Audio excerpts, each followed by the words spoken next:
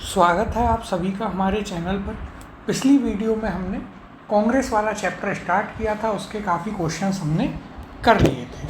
आज की इस वीडियो में हम कांग्रेस वाले चैप्टर को पूरा कर लेंगे और इसकी जो PDF है इसके पूरे होते ही आपको हमारे टेलीग्राम चैनल पर दे दी जाएगी, तो उसके लिए आप हमारा टेलीग्राम चैनल ज्वाइन करें। तो आइए शुरुआत करते हैं अपने पहले प्रश्न के साथ। भारतीय राष्ट्रीय कांग्रेस का 27वां अधिवेशन किस स्थान पर हुआ? तो देखिए ऑप्शन है ए भागलपुर, बी पटना, सी रांची या डी बांकीपुर। इसका सही उत्तर है ऑप्शन नंबर डी बांकीपुर। अगला प्रश्न है, निम्नलिखित में से भारतीय राष्ट्रीय कांग्रेस के किस अधिवेशन में बाल गंगाधर तिलक ने अभिव्यक्त किया था स्वराज मेरा जन्मसिद्ध अधिकार है, मैं उसे लेकर रहूँगा? तो देखिए ये आपके लिए एक इम्पॉर्टेंट क्वेश्चन है। ये हम सभी जानते हैं कि स्वराज मेरा जन्मसिद्ध अधिकार है, मैं इसे लेकर रहूँगा किसने कहा था? बाल गंगाधर तिलक ने। लेकिन किस अधिवेशन में कहा था, ये बहुत इंपॉर्टेंट है। तो देखिए इसके ऑप्शन हैं ए बनारस अधिवेशन 1905, बी कलकत्ता अधिवेशन 1906, सी सूरत अधिवेशन 1907 या फिर ऑप्शन डी लखनऊ अधिवेशन 1916। तो इसका सही उत्तर है option number D Lucknow session 1916 में जो हुआ था वहाँ पर बाल गंगाधर तिलक ने कहा था, जब लोगों ने उनसे पूछा कि आप स्वराज की जो बात करते हैं तो स्वराज की परिभाषा क्या है, तो वहाँ पर उन्होंने कहा कि स्वराज मेरा जन्मसिद्ध अधिकार है और मैं इसे लेकर रहूँगा। उस समय उन्होंने कहा कि स्वराज से मेरा मतलब ये नहीं है कि अंग्रेज यहाँ से चले जाएं, मेरा मतलब है कि अंग्रेज यहाँ रहें लेकिन उनके अंडर में हम एक क्या हो इंडिपेंडेंट रूप से काम कर सकें। तो ये कहना था किसका? बाल गंगाधर तिलक का। तो देखिए अब यहाँ पर हम चर्चा करते हैं इसकी। भारतीय राष्ट्रीय कांग्रेस के लखनऊ अधिवेशन 1916 में बाल गंगाधर तिलक ने कहा था कि स्वराज मेरा जन्मसिद्ध अधिकार है और मैं उसे लेकर रहूँगा।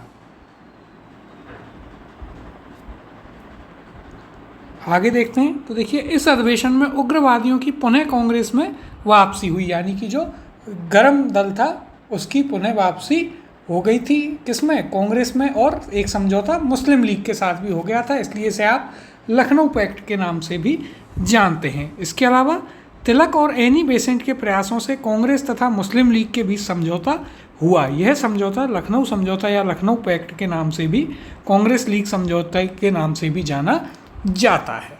अगला प्रश्न है, स्वराज मेरा जन्मसिद्ध अधिकार है और मैं इसे लेकर ही रहूँगा किसने कहा था? ऑप्शन है विपिन चंद्र पाल, अरविंद घोष, बाल गंगाधर तिलक या सुभाष चंद्र बोस। तो हम सभी जानते हैं इसका सही उत्तर है ऑप्शन सी बाल गंगाधर तिलक। अगला प्रश्न है, स्वराज मेरा जन्मसिद्ध अधिकार है और मैं इसे लेकर रहूँगा, यह किससे संबंधित है? तो देखिए सभी जानते हैं, तो इसलिए सीधा उत्तर है ऑप्शन सी बाल गंगाधर तिलक।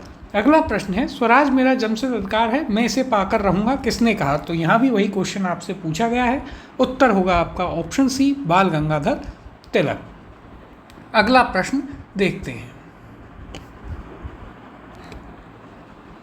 निम्नलिखित में से किसने कहा था स्वराज हमारा जन्मसिद्ध अधिकार है? तो देखिए वही चीज़ आपसे बार बार पूछी जा रही है, सीधे उत्तर देखते हैं बाल गंगाधर तिलक। अगला प्रश्न है, भारतीय राष्ट्रीय कांग्रेस के बारे में निम्नलिखित कथनों पर विचार कीजिए। पहला कथन है, सरोजनी नायडू कांग्रेस की अध्यक्ष होने वाली प्रथम महिला थीं। दूसरा है, CR दास ने जब कांग्रेस अध्यक्ष के रूप में कार्य किया वे जेल में थे। तीसरा कथन है, एलन एक्टेवियन ह्यूम प्रथम ब्रिटिश नागरिक थे जो कांग्रेस अध्यक्ष बने। और चौथा कथन है, अल्फ्रेड वेब 1894 में कांग्रेस के अध्यक्ष थे। अब यहाँ पर आपको बताना है कि इनमें से कौन से कथन सही हैं। तो आइए इन्हें हम एक एक करके इन कथनों को देखते हैं सबसे पहले। और देखिए यहाँ पर ऑप्शंस भी देख लेते हैं पहले। ऑप्शंस कौन कौन से हैं? ए पहला और तीसरा, बी दूसरा और चौथा, सी दूसरा तीसरा और चौथा, या फिर ऑप्शन डी पहला दूसरा तीसरा और चौथा। और ये आपसे UPSC प्रीलिम्स में पूछा जा चुका है। तो देखिए कथनों को देखते हैं। पहला कथन क्या कहता है, सरोजनी नायडू कांग्रेस की अध्यक्ष होने वाली प्रथम महिला थी। तो यह आपका गलत है, पहली भारतीय महिला थी, लेकिन प्रथम महिला कौन थी? एनी बेसेंट थी।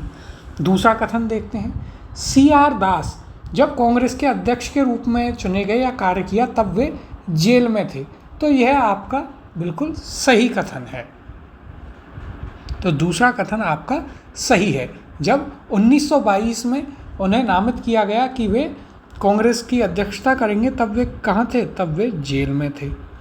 फिर तीसरा है एलन ऑक्टेवियन ह्यूम प्रथम ब्रिटिश नागरिक थे जो कांग्रेस अध्यक्ष बने। तो यह भी आपका गलत है। सही उत्तर यहाँ पर क्या होगा? George Yule.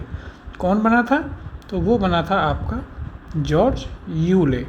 फिर चौथा है अल्फ्रेड वेब 1894 में कांग्रेस के अध्यक्ष थे। तो यह आपका सही है। कहाँ पर हुआ था यह सेशन? मद्रास में। तो यानी कि यहाँ पर आपका दूसरा और चौथा कथन सही है। तो सही उत्तर हो जाएगा ऑप्शन नंबर बी। 2 और 4 यहाँ पर आपके सही हैं। अब देखिए यहाँ पर इसकी हम चर्चा भी करेंगे। तो देखिए यहाँ पर इसकी चर्चा कर लेते हैं। भारतीय राष्ट्रीय कांग्रेस की प्रथम महिला अध्यक्ष कौन थी? एनी बेसेंट थी, जो 1917 में कलकत्ता अधिवेशन में इसकी अध्यक्ष बनी थी। एओ ह्यूम भारतीय राष्ट्रीय कांग्रेस के संस्थापक थे। वे इसके अध्यक्ष कभी नहीं रहे, केवल क्या थे? महासचिव लाइफ टाइम के लिए।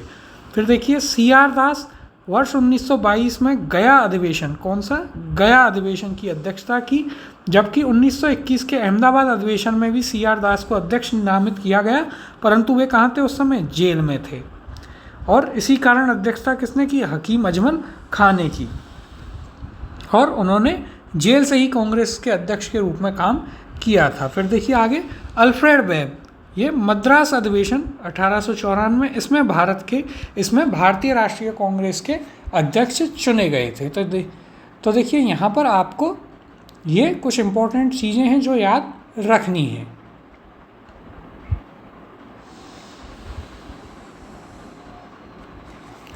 अगले प्रश्न की ओर चलते हैं।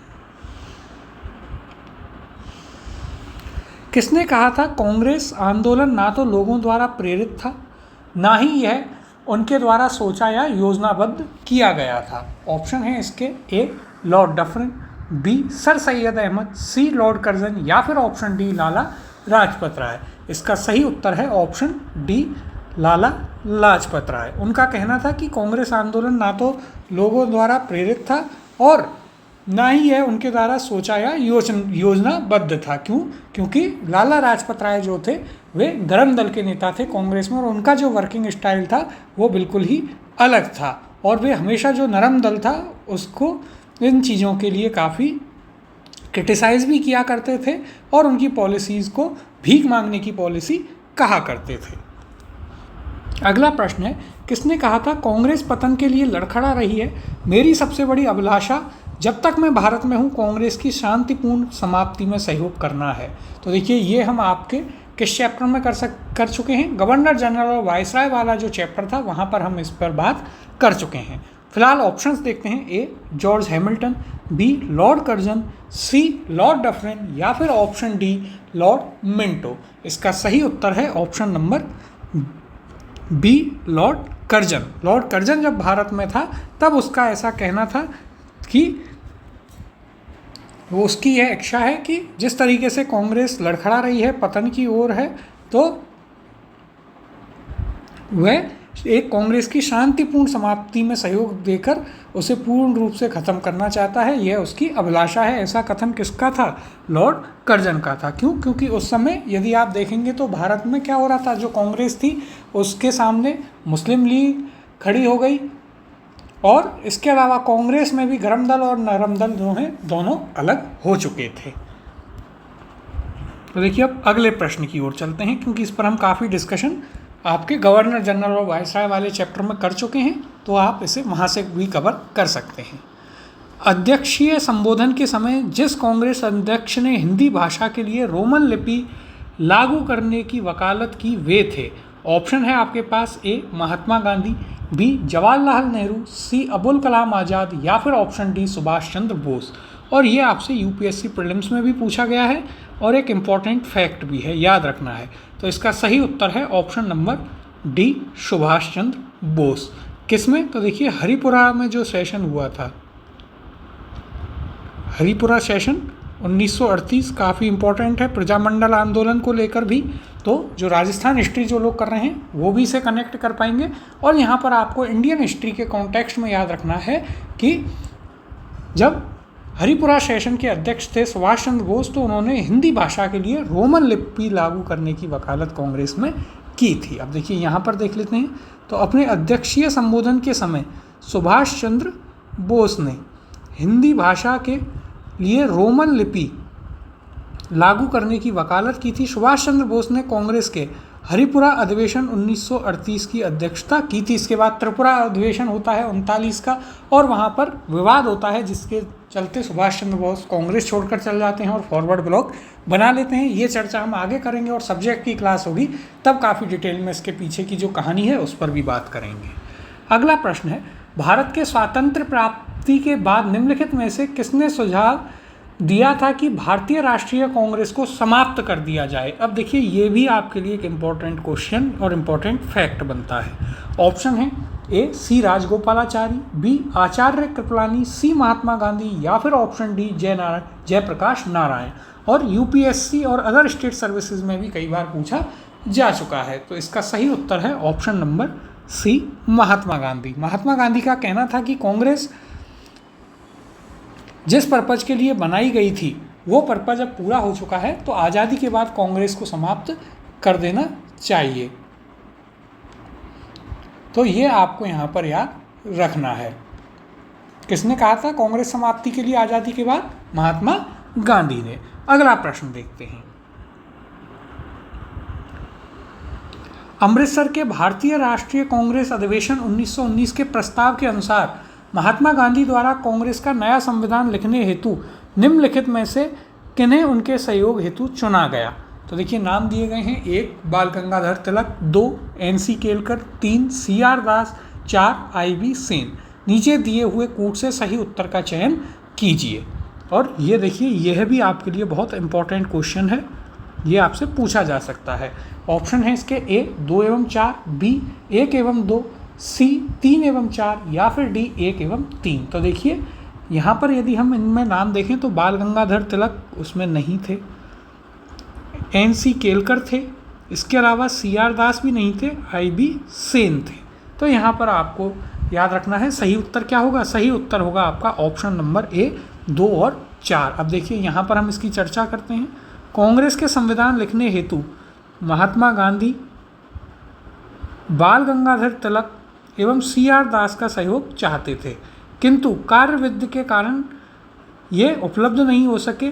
इन शीर्ष नेताओं के स्थान पर किन किन को लिया गया? तो NC केलकर को और IB सेन को लेना चाहते थे महात्मा गांधी, बाल गंगाधर तिलक और CR दास को। तो यहाँ पर आपको याद रखना है इन दोनों को लेना चाहते थे लेकिन ये नहीं आ पाए, तो इनकी जगह NC केलकर और IB सेन को लिया था। अगला प्रश्न है, कांग्रेस के एक अधिवेशन में एक गवर्नर जनरल ने भाग लिया था, उक्त गवर्नर जनरल तथा अधिवेशन स्थल निम्नलिखित में से कौन सा था? बहुत ही इंपॉर्टेंट। ऑप्शन है A Lord Irwin Karachi 1931, B Lord Wellington Bombay 1915, C Lord Dufferin Bombay 1885, या फिर option D Lord Hardinge Lucknow 1916। तो देखिए इसका सही उत्तर है option number B Lord Wellington जो है उसने कांग्रेस के 1915 के बम्बई अधिवेशन में भाग लिया था। ये आपको याद रखना है, एक इम्पॉर्टेंट फैक्ट है ये भी। अगले प्रश्न की ओर चलते हैं, भारतीय राष्ट्रीय कांग्रेस के निम्नलिखित अधिवेशनों में से किसकी अध्यक्षता सी विजय राघव चेरियार ने की थी? ऑप्शन है आपके पास ए लखनऊ अधिवेशन 1916, बी नागपुर अधिवेशन 1920, सी गया अधिवेशन 1922, या फिर ऑप्शन डी उपयुक्त में से कोई नहीं। इसका सही उत्तर है ऑप्शन नंबर बी नागपुर अधिवेशन 1920 की अध्यक्षता किसने की थी?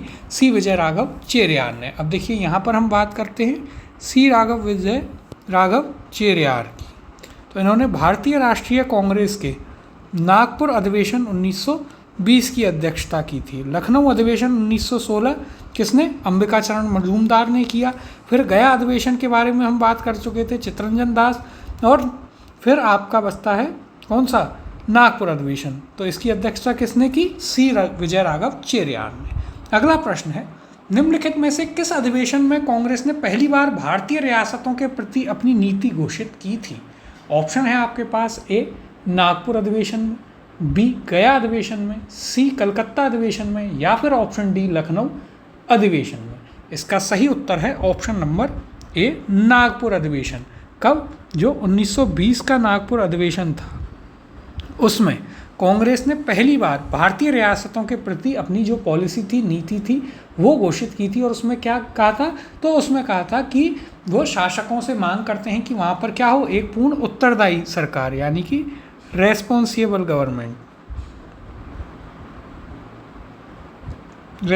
गवर्नमेंट स्थापित की जाए। अब देखिए यहाँ पर भी हम बात कर लेते हैं। तो वर्ष 1920 में भारतीय राष्ट्रीय कांग्रेस ने अपने नागपुर अधिवेशन में रियासतों के प्रति अपनी नीति की घोषणा करते हुए उनके शासकों से यह मांग की कि प्रजा को पूर्ण उत्तरदायी सरकार यानी कि एक रेस्पॉन्सिबल गवर्नमेंट वहाँ पर दी जाए, कि राजा उसका प्रमुख रहे या वहाँ पर जो है उन लोगों की एक सरकार बनाई जाए।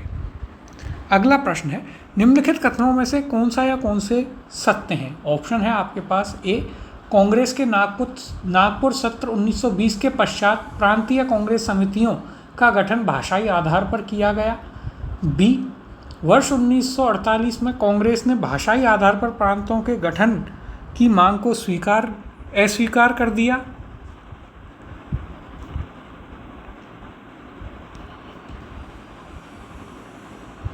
तो देखिए यहाँ पर आपके पास ये दो कथन दिए गए हैं और निम्नलिखित कूट में से सही उत्तर को चुनिए। ए है केवल ए, बी केवल बी सही है, सी ना तो ए ना ही बी, और ऑप्शन डी है ए और बी दोनों सही हैं। और ये आपसे RAS प्रीलिम्स में पूछा जा चुका है। तो देखिए अब हम अपने कथनों को वापस देखते हैं। तो देखिए कथन क्या है? पहला, कांग्रेस के अनुसार नागपुर सत्र 1920 के पश्चात प्रांतीय कांग्रेस समितियों के गठन भाषाई आधार पर किया गया था, तो यह आपका सही है। दूसरा है, वर्ष 1948 में कांग्रेस ने भाषाई आधार पर प्रांतों के गठन की मांगों को अस्वीकार कर दिया, तो यह आपका यहाँ पर यह भी कथन सही। तो यहाँ पर क्या है? यहाँ पर आपके दोनों ही कथन एकदम सही हुए। अगले प्रश्न की ओर चलते हैं।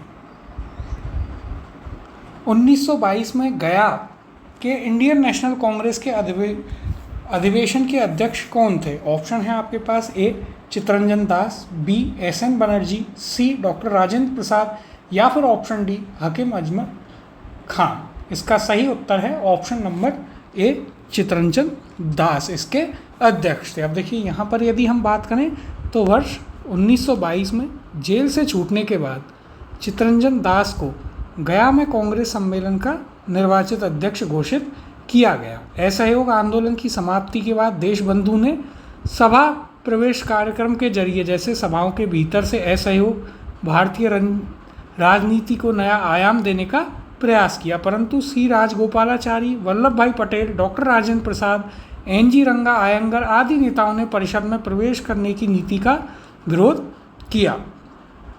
इस अधिवेशन में काउंसिल में प्रवेश न लेने का प्रस्ताव पारित हुआ। फलस्वरूप चित्तरंजन दास ने अपना त्यागपत्र दे दिया और इसके उपरांत उन्होंने कांग्रेस के भीतर ही स्वराज पार्टी की स्थापना की थी। जो हम स्वराज पार्टी पढ़ते हैं, CR दास, चित्तरंजन दास और मोतीलाल नेहरू ने 1928 में जो आपकी स्वराज पार्टी बनाई थी, ये उसकी कहानी है। तो ये आपको याद रखना है। 1923 में जो आपके यहाँ पर स्वराज पार्टी बनाई थी, उसकी ये कहानी है। अब देखिए अगला प्रश्न देखते हैं।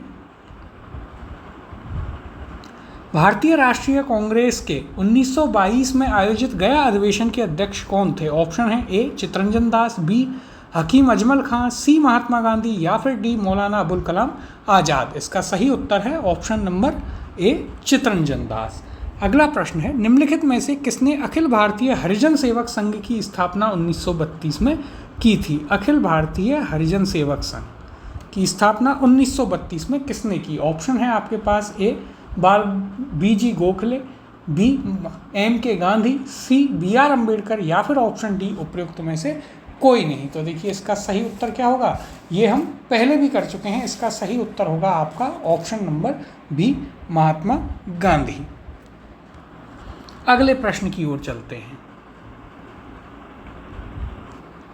नीचे उन व्यक्तियों की सूची दी गई है जो भारतीय राष्ट्रीय कांग्रेस के अध्यक्ष हुए, तथ्यानुसार उन्हें क्रमबद्ध कीजिए। नीचे दिए गए कूट का उपयोग कर अपना उत्तर भी दीजिए। तो देखिए, 1 पर हैं महात्मा गांधी, 2 जवाहरलाल नेहरू, 3 वल्लभ भाई पटेल और 4 श्रीमती सरोजनी नायडू। तो देखिए, यहाँ पर यदि हम बात करें तो महात्मा गांधी सिर्फ और सिर्फ एक बार कांग्रेस के अध्यक्ष रहे। कब? तो 1924 में। कहाँ? तो ये भी आपको याद रखना है, बेलगांव में जो सेशन हुआ था वहाँ पर महात्मा गांधी इसके अध्यक्ष रहे थे। फिर और एक चीज़ आपको यह भी याद रखनी है कि महात्मा गांधी ने अपने अध्यक्ष रहते हुए ही, रहने के जस्ट बाद, आप सिर्फ फैक्ट्स के लिए ऐसा याद कर सकते हैं, याद रखने के लिए, कि अगले में ही उन्होंने पहली भारतीय महिला को इसका अध्यक्ष बना दिया। किसको? सरोजनी नायडू को। तो ये कब बनी? ये 1925 में बनती हैं। कहाँ? कानपुर में। अब देखिए, 2 पर हैं आपके पास जवाहरलाल नेहरू। तो देखिए, जवाहरलाल नेहरू पहली बार कांग्रेस के अध्यक्ष बनते हैं 1929 लाहौर सेशन में, जहाँ पर पहली बार कांग्रेस ने स्वराज की, पूर्ण स्वराज यानी कि कंप्लीट इंडिपेंडेंस की मांग की थी वहाँ पर।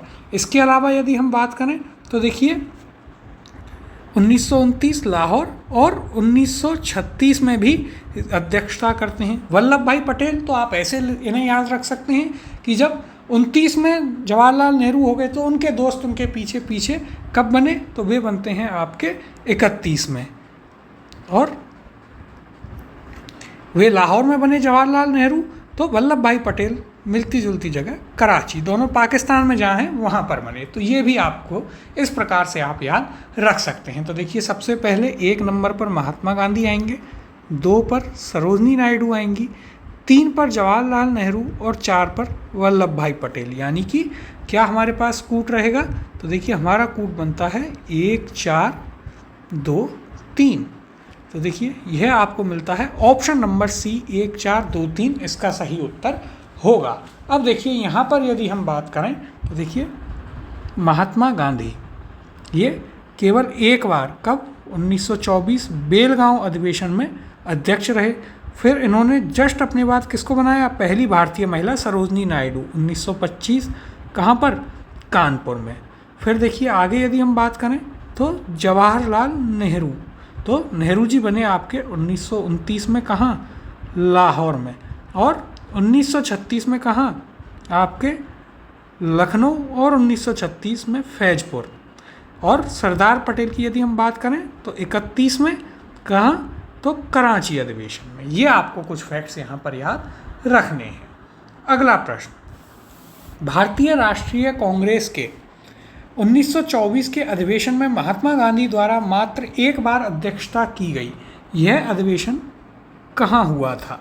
ऑप्शन है आपके पास, ए गया, बी अमृतसर, सी बेलगांव, डी कानपुर। और देखिए, यह आपसे RAS प्रीलिम्स में पूछा जा चुका है। इसका सही उत्तर है ऑप्शन नंबर सी, बेलगांव। कब? 1924 में। अगला प्रश्न देखते हैं, भारतीय राष्ट्रीय कांग्रेस का एकमात्र अधिवेशन जिसकी अध्यक्षता महात्मा गांधी ने की थी। ऑप्शन है, ए इलाहाबाद अधिवेशन 1921, बी गया अधिवेशन 1922, सी बेलगांव अधिवेशन 1924 या फिर ऑप्शन डी कराची अधिवेशन 1930। इसका सही उत्तर क्या है? ऑप्शन नंबर सी, बेलगांव अधिवेशन 1924। देखिए, गया अधिवेशन की हमने बात की थी, इसमें कौन थे? CR दास यानी कि चित्तरंजन दास। कराची अधिवेशन कौन थे? सरदार पटेल। ये आपको यहाँ पर याद रखना है। अगले प्रश्न की ओर चलते हैं, महात्मा गांधी ने भारतीय राष्ट्रीय कांग्रेस के किस अधिवेशन की अध्यक्षता की? ऑप्शन है, ए 1922, बी 1924, सी 1928 या फिर ऑप्शन डी 1930। इसका सही उत्तर है ऑप्शन नंबर बी, 1924। कहाँ पर? तो ये था आपका बेलगांव का अधिवेशन। अगला प्रश्न है, सूची 1 को सूची 2 से सुमेलित कीजिए और नीचे दिए गए कूट से सही उत्तर चुनिए। सूची 1 में अध्यक्ष दिए गए हैं, सूची 2 में भारतीय राष्ट्रीय कांग्रेस की समाओं या फिर इनके जो सेशन हुए थे उनका स्थान है। तो देखिए, सूची 1 देखते हैं, अबुल कलाम आज़ाद, सरोजनी नायडू, मोतीलाल नेहरू और डॉक्टर राजेंद्र प्रसाद। अब देखिए, इनके जो समय है इनका वो देखते हैं। अमृतसर 1919, बम्बई 1934, कानपुर 1925 और रामगढ़ 1940। अब इनको हम यहाँ पर सुमेलित करेंगे। तो देखिए सबसे पहले हैं अबुल कलाम आज़ाद। अबुल कलाम आज़ाद ने रामगढ़ 1940 का जो अधिवेशन था उसकी अध्यक्षता की। सबसे लंबे समय तक अबुल कलाम आज़ाद ही कांग्रेस के अध्यक्ष रहे थे, ये भी आप फैक्ट याद रखेंगे। देखिए यहाँ पर हम लिख भी लेते हैं इनके ऊपर लॉन्गेस्ट। फिर सरोजनी नायडू, तो हम जानते हैं कानपुर 1925, पहली भारतीय महिला जो कांग्रेस की अध्यक्ष बनती हैं, 3 से मैच होगा। मोतीलाल नेहरू, ये आपके अमृतसर में जो अधिवेशन हुआ था जलियांवाला बाग कांड के बाद 1919, उसकी अध्यक्षता करी। और डॉक्टर राजेंद्र प्रसाद, इन्होंने बम्बई के 1934 के अधिवेशन की अध्यक्षता की थी। तो देखिए यहाँ पर आपके पास युग्म क्या बनता है, 4 3 1 2 किस ऑप्शन में है। तो देखिए ये आपको A4 B3 C1 D2 option number D में यहाँ पर देखने को मिलेगा। अगला प्रश्न देखते हैं। उत्तर प्रदेश के विभिन्न स्थानों में आयोजित भारतीय राष्ट्रीय कांग्रेस के अधिवेशन के संदर्भ में सूची 1 को सूची 2 के साथ सुमेलित कीजिए तथा नीचे दिए गए कूट का प्रयोग कर सही उत्तर का चयन कीजिए। तो देखिए सूची 1 में स्थान है, सूची 2 में वर्ष है। सूची 1 देखते हैं, मेरठ, कानपुर, लखनऊ, बनारस। सूची 2 है वर्ष 1916, 1905, 1946, 1925। तो देखिए सबसे पहले है मेरठ। तो मेरठ में अधिवेशन हुआ था 1946 में, तो ये आपका 3 से मैच होगा। फिर है आपके पास कानपुर। तो देखिए कानपुर अधिवेशन हुआ सरोजनी नायडू वाला 1925 में, ये आपका 4 से मैच होगा। फिर लखनऊ, हम सभी जानते हैं लखनऊ पैक्ट 1916, 1 से। बचा बनारस, तो यह आपका 1905 से होगा। तो यहाँ पर यदि हम देखें तो हमारे पास कूट क्या बन रहा है, देखिए यहाँ पर हम पहले अपना कूट लिख लेते हैं। ये बनता है आपके पास 3 4 1 2 किस ऑप्शन में है। तो देखिए A3 B4 C1 D2 option number C में आपको देखने को मिलता है। अगले प्रश्न की ओर चलते हैं। निम्नलिखित में से किस भारतीय राष्ट्रीय कांग्रेस के अधिवेशन में जवाहरलाल नेहरू ने समाजवाद को भारत की समस्याओं को हल करने की कुंजी बताया था। ऑप्शन है आपके पास A Lahore, B Lucknow, C Allahabad या ऑप्शन डी रामगढ़। इसका सही उत्तर है ऑप्शन नंबर बी, लखनऊ का जो सेशन था वहाँ पर जवाहरलाल नेहरू ने उसकी अध्यक्षता की और बताया, और उसमें कहा था कि जो समाजवाद है यानी कि सोशलिज्म है वो भारत की समस्याओं को हल करने की एक कुंजी है या चाबी है, जो कि हमें जब वो एक प्रधानमंत्री बनते हैं तो उनकी पॉलिसीज़ में भी ये चीज़ देखने को मिलती है। लाहौर में उन्होंने क्या कहा था, लाहौर में उन्होंने कहा था पूर्ण स्वराज। तो ये भी फैक्ट आपको याद रखना है। लखनऊ सेशन कब हुआ, 1936 में, जिसके जवाहरलाल नेहरू कौन थे, अध्यक्ष थे।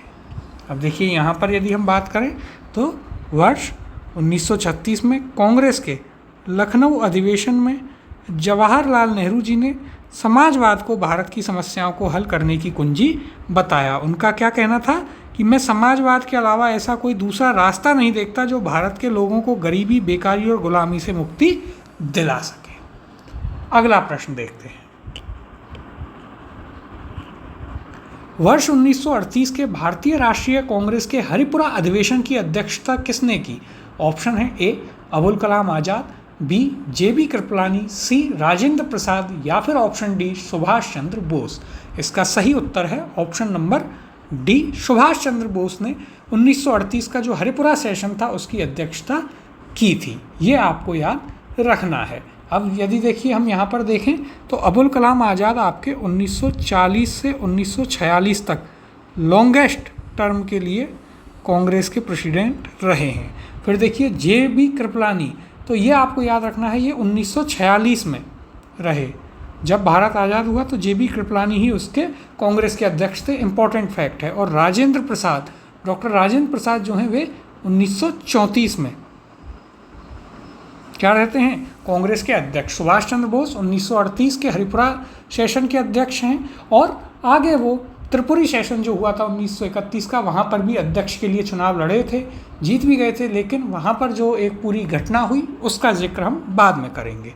तो देखिए यहाँ पर यदि हम बात करें तो कांग्रेस का 91वां अधिवेशन 91st अधिवेशन 1938 के दौरान गुजरात कहाँ, हरिपुरा कहाँ है, तो देखिए ये भी पूछा जा सकता है, गुजरात में संपन्न हुआ। इस अधिवेशन की अध्यक्षता किसने की, सुभाष चंद्र बोस ने की।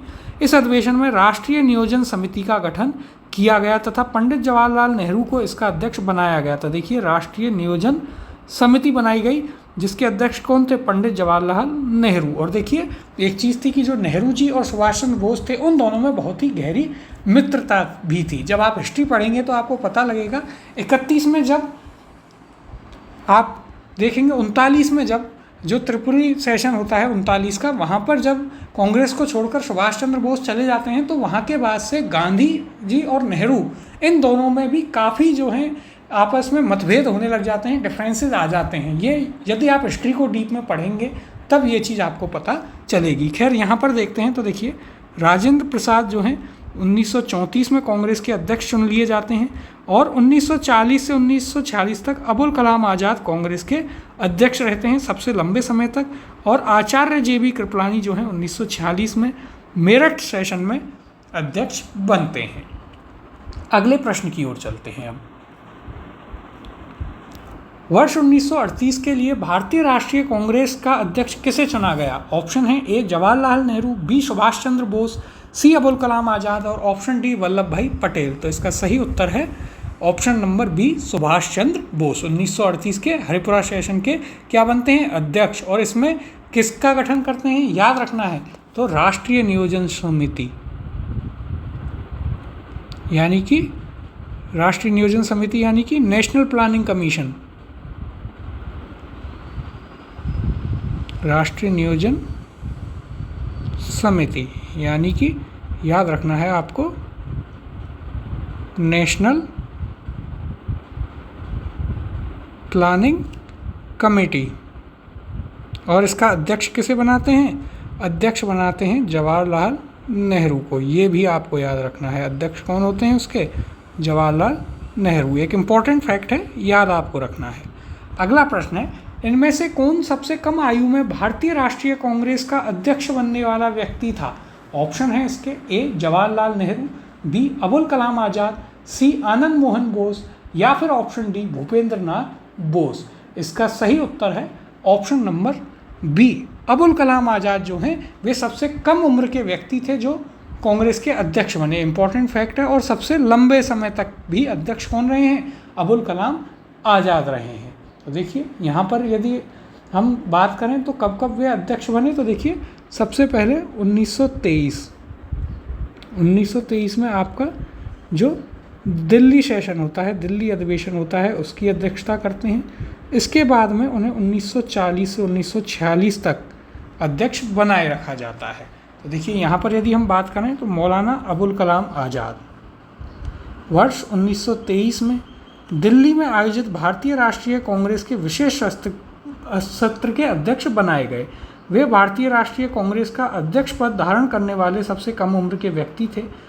मौलाना अबुल कलाम आज़ाद को 1940 से 46 तक लगातार 6 वर्षों तक भारतीय राष्ट्रीय कांग्रेस का अध्यक्ष भी बनाया गया और आज़ादी से पूर्व यह उनका सबसे लंबा कार्यकाल था जब हम पुरानी कांग्रेस की बात करते हैं।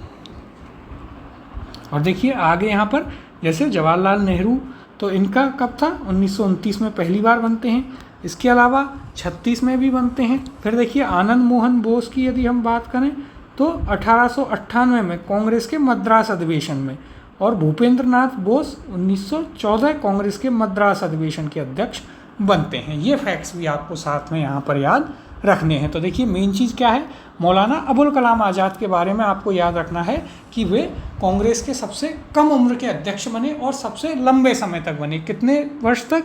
तो 6 वर्ष, सबसे लंबे समय के लिए। पहली बार 1923 के दिल्ली में जो विशेष सत्र बुलाया गया उसके अध्यक्ष बने। ये फैक्ट्स आपको याद रखने हैं। अगला प्रश्न देखते हैं। सूची 1 को सूची 2 से सुमेलित कीजिए तथा सूचियों के नीचे दिए गए कूट से सही उत्तर का चयन कीजिए। अब देखिए सूची 1 में क्या दिया गया है? कांग्रेस अध्यक्ष दिए गए हैं और सूची 2 में अधिवेशन का स्थान दिया गया है। सूची 1 देखते हैं। Doctor M.A. अंसारी, पुरुषोत्तम दास टंडन, सरोजनी नायडू, सुभाष चंद्र बोस।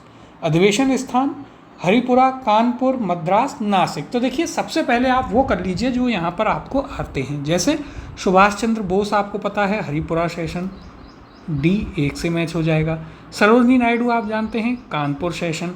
तो पहले ऐसे ऑप्शंस में जहाँ आपको नहीं आ रहा हो आप उन्हें करें जो आपको आते हैं। हो सकता है कि सिर्फ उनसे ही आपका 1 या 2 से ही आपका क्वेश्चन सॉल्व हो जाए वहाँ पर, ठीक है। अब यहाँ पर यदि हम देखें, पहला डॉक्टर M.A. अंसारी आपको दिए हुए हैं। तो M.A. अंसारी जो हैं वे, यदि आप इनकी बात करेंगे तो इन्होंने कानपुर अधिवेशन, इनकी हम बात करें तो इन्होंने मद्रास अधिवेशन जो था उसकी अध्यक्षता की थी, 3 से मैच होंगे।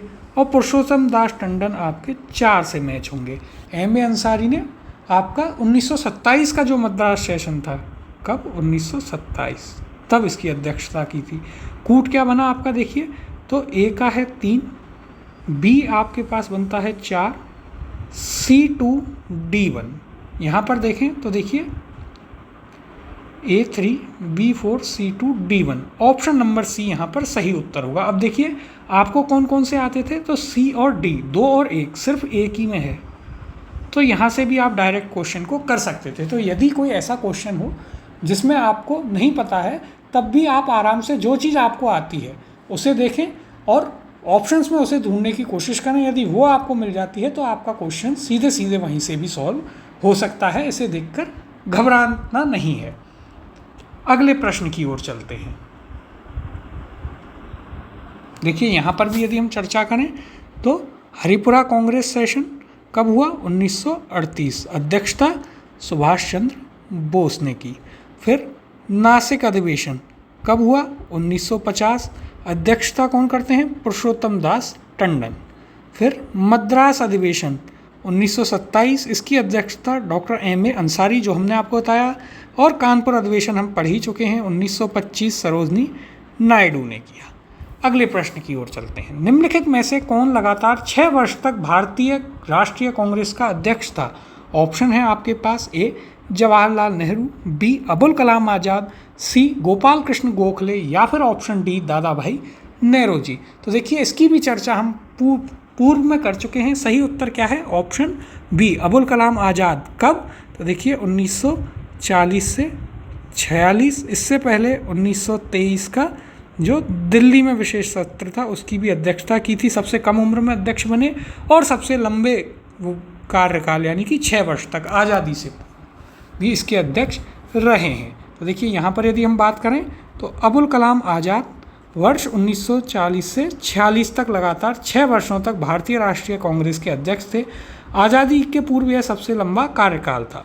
आज़ादी के बाद लंबे कार्यकाल वाले अध्यक्ष कौन कौन हुए, इंदिरा गांधी 78 से 84, राजीव गांधी 85 से 91, सोनिया गांधी 98 से 2017, सबसे लंबा कार्यकाल। तो देखिए ये आपके अलग फैक्ट्स हैं, लेकिन यहाँ पर जब हम हिस्ट्री की बात करेंगे तो हमें याद रखना है अबुल कलाम आज़ाद 6 वर्ष तक रहे थे। अगला प्रश्न है, जब भारत स्वतंत्र हुआ तो उस समय कांग्रेस के अध्यक्ष कौन थे। ऑप्शन है आपके पास, A Mahatma Gandhi, B Jawaharlal Nehru, C JB Kripalani, या फिर ऑप्शन D सरदार पटेल। तो देखिए यहाँ पर सही उत्तर है आपका option number C JB Kripalani. Bharat जब आज़ाद होता है तो उसके अध्यक्ष बनते हैं कौन, कांग्रेस के अध्यक्ष थे उस समय आचार्य JB कृपलानी।